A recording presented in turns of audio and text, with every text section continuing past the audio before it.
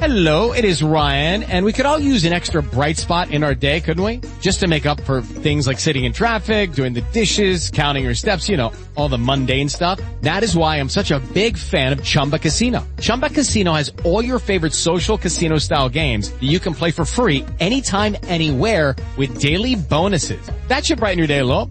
Actually, a lot. So sign up now at ChumbaCasino.com. That's ChumbaCasino.com. No purchase necessary. VGW Group. Void where prohibited by law. See terms and conditions. 18+. Hey guys, it is Ryan. I'm not sure if you know this about me, but I'm a bit of a fun fanatic when I can. I like to work, but I like fun too. It's a thing. And now the truth is out there. I can tell you about my favorite place to have fun. Chumba Casino. They have hundreds of social casino style games to choose from with new games released each week. You can play for free anytime, anywhere. And each day brings a new chance to collect daily bonuses. So join me in the fun. Sign up now at ChumbaCasino.com. No purchase necessary. VGW Group. Void where prohibited by law. See terms and conditions. 18+.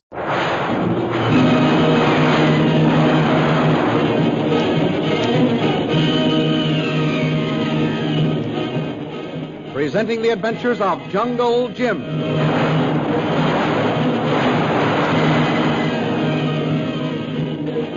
Last week, Shanghai Lil was introduced to Sir Cecil Hardwick, who sent her to India to act as a secret agent in breaking up a gang of ivory and emerald smugglers. Meanwhile, in Mandalay, Jungle Jim and Peter Hawkins moved from one hotel to another to avoid the prying eyes of a mysterious Hindu who had been inquiring for them. Myra Trent brings them a package addressed to them which had been delivered at their former hotel. Before the package could be unwrapped, Hawkins heard a ticking sound, and Jim ordered him to throw the package into a bucket of water, suspecting that it was a time bomb. The thrilling adventures of Jungle Jim are pictured each Sunday in the Comic Weekly, the world's greatest pictorial supplement of humor and adventure. The Comic Weekly, each page printed in full colors, is distributed everywhere as an integral part of your Hearst Sunday newspaper.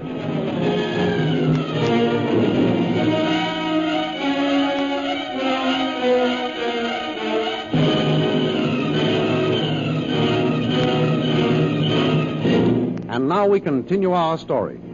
Hawkins stands dazed as he hears Jungle Jim order him to drop the mysterious package into the water bucket. Don't you hear me, Peter? Douse that thing in the water bucket, quick! Oh, yes, quick. Blimey, a blinking bomb. Here's where we put a stop to that. Hello, boy. Oh. Be sure to splash it around well, Peter. Righto, Governor. Boy. Well, that's a pleasant little present for anyone to get. Oh, let me sit down. Somehow my knees don't seem to be working just right. Oh, here, Miss Trent. Take this chair. Thanks. I know exactly how you feel. All of us feel the same way. Calm during excitement and the heebie-jeebies after it's all over. I can't get over how nonchalantly I carried the package along the street. Why, it might have gone off at any moment in my hand. We're all darn lucky, Miss Trent. I say, Governor, you don't suppose the water will make the blinking machinery go off now, do you? No, Peter, no. You can just relax and let the bomb soak a while. Later, maybe, we can find out something about where it came from. Oh, that was a close one, Governor, and no mistake. I'd rather face a gun in a man's hand than monkey with them time bombs. At least you get warning from the man before the gun goes off. Well, one thing the bomb has done, it's made me more determined than ever to beat our unseen enemy if it's the last thing I ever do. Bully for you, Governor. I'm right with you. He thinks the bomb will scare us off, but it's going to put us on his trail more relentlessly than ever. Now you've struck it, Governor. That's the point. Where is his trail? Well, I'm not sure exactly, Peter. But from the way things have taken place since we arrived in Mandalay, I should say that our trails crossed when we started to find your son, Ronnie. I see what you mean. This here persecuting did start just after you agreed to come down here. Uh-huh. So I think the quicker we get going on our search, the more likely we are to get going, if you know what I mean. Right. That's very true, Mr. Bradley. What with mysterious Hindus and attempts on your lives, Mandalay isn't very safe for you. We're all set as far as our personal equipment goes, but we need elephants and native boys. Oh, you ought to be able to pick those up in almost any village on your way north. Yes, if our unseen enemy hasn't gotten to the agents and traders before us. But how will anyone know where we're heading, Governor? We don't know ourselves. I can tell you which way you're heading. Then you've heard from your mission worker? Yes, that's what I came over about, but the exciting reception I got put it right out of my head. A shell-shocked Englishman has been seen near Nogong in Upper Burma. And it's my Ronnie, miss? Well, I can't promise that, Mr. Hawkins. But from what I've been told, I think I'd risk the trip if I were you. You bet we will. Thanks for the tip. I say, miss. Yes? I wish you were coming along with us. Thank you. I'd like to, all right. But, of course, that's impossible. We'll keep you informed as to our whereabouts at all times, Miss Trent.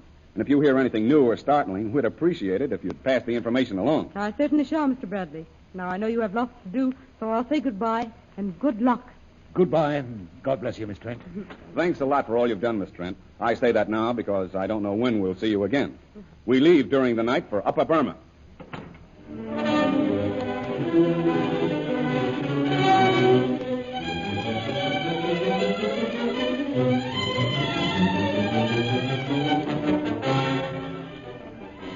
True to his word, Jungle Jim, Hawkins, and Kolu start that night on their search for Ronnie Hawkins. At Mogok, a small village north of Mandalay, they manage to procure the elephants and native boys. Now we find them on the trail.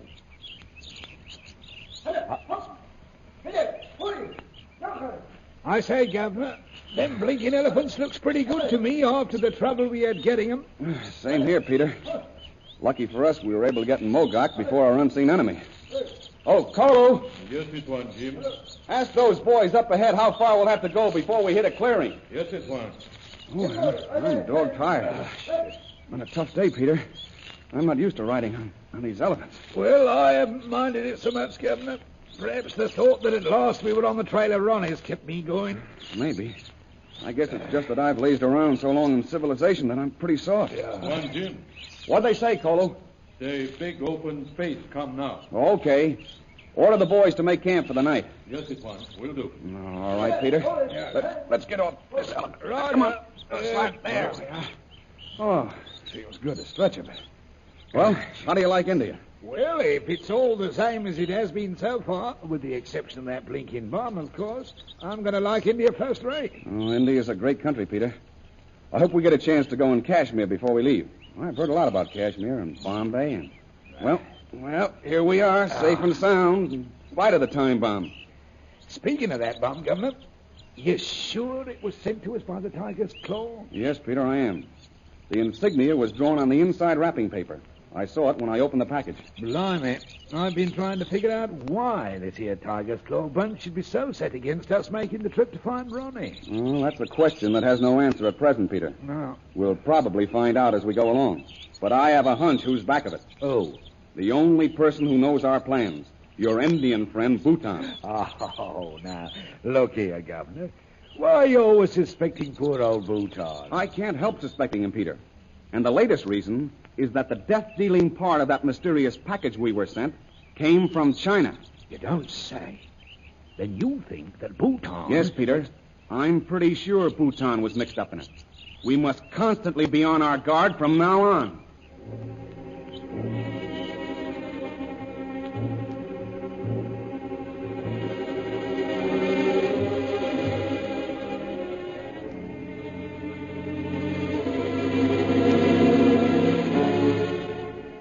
Back in Mandalay, as Myra Trent sits in a bizarre tea house having the customary cup of tea in the late afternoon, a turbaned Hindu glides into the empty chair at her side. Ah, Memsahib. This is most fortunate, our meeting like this. Oh, it's you again. You are surprised, eh? Yes, of course I'm surprised. I suppose you've come to breathe soft-spoken threats into my ear for a second time. Memsahib maligns me. Do I? Memsahib tries to make me out a fictional villain. All I did was warn her of impending danger. And to what do I owe this sudden appearance of yours? I wish to congratulate Memsahib. What for? For coming to the intelligent conclusion that it was best not to have anything to do with Jungle Jim Bradley and his companion. Oh. How did you know we'd parted? Bhutan has ways of knowing. Bhutan? Is your name Bhutan? Ah. Memsahib has heard of me. Yes, I've heard of you. Information has reached me that Jungle Jim Bradley received rather a formidable hint that he was no longer wanted here. So you know about the bomb? Bhutan knows all. Jungle Jim Bradley has not been seen on the streets of Mandalay since he received the suggestion that his presence was no longer welcome. Hasn't he? Memsahib knows I speak the truth, for she has not seen him since. You certainly get the news, Mr. Bhutan. I suppose you know where Mr. Bradley is at this moment. Suppose Memsahib confirms my suspicion? You're very clever, but that's a stupid suggestion. You ought to know that I wouldn't give you a single word of information about Jungle Jim Bradley's plans or whereabouts. Memsahib need not get so agitated. It is a well-known fact that Bradley has left Mandalay. Is it? And is on his way to Upper Burma. Oh. My suspicions were right. He is on his way to Upper Burma. Many thanks, Mem Saab. What are you thanking me for? I haven't given you any information. Not in so many words, no. But your face told me when I made the statement that Bradley was on his way to Upper Burma. Mem Saab has learned to control the tongue, but has yet to learn the control of the features. Is that so? Suppose it were true that Mr. Bradley were on his way to Upper Burma. What would you do? It is true, Mem Saab, and both of us know it. I shall follow him by plane, and I shall leave for Upper Burma at midnight. Oh. If Jungle Jim only knew what lies before him.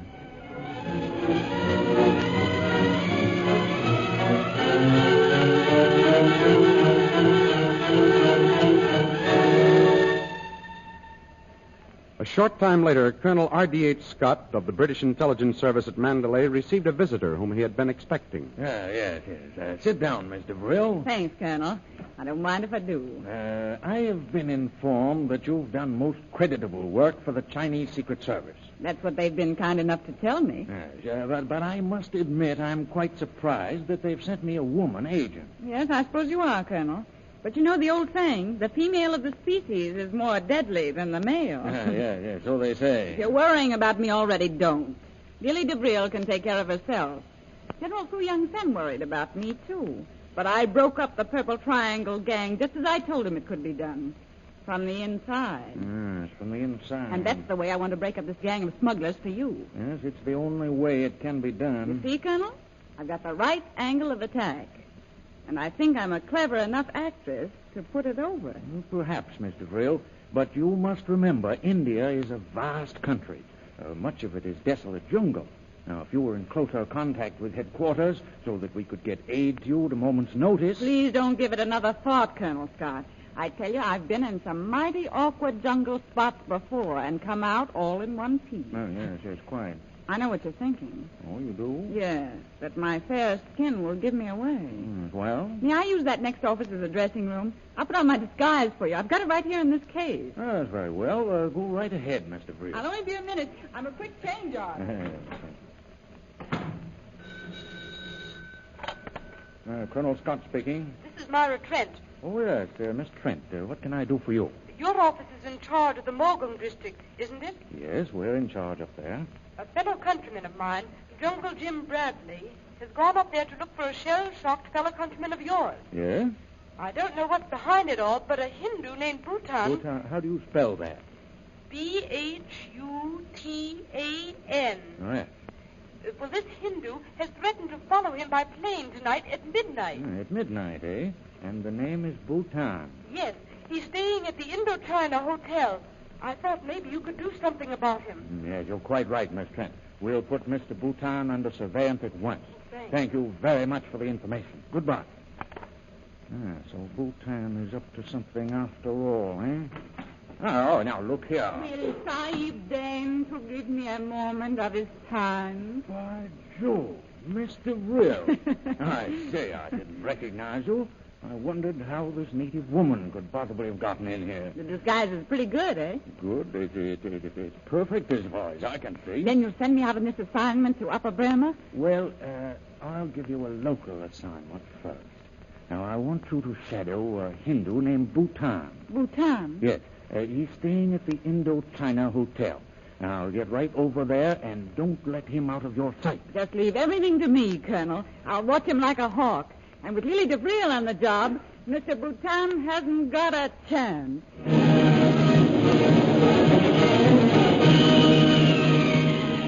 The adventures you have just heard dramatized will appear in full-color action pictures in the Comic Weekly, the big Comic Weekly distributed with your Hearst Sunday newspaper everywhere. In the world's greatest supplement of humor and adventure, you will find all the famous characters who live in the world of color pictures.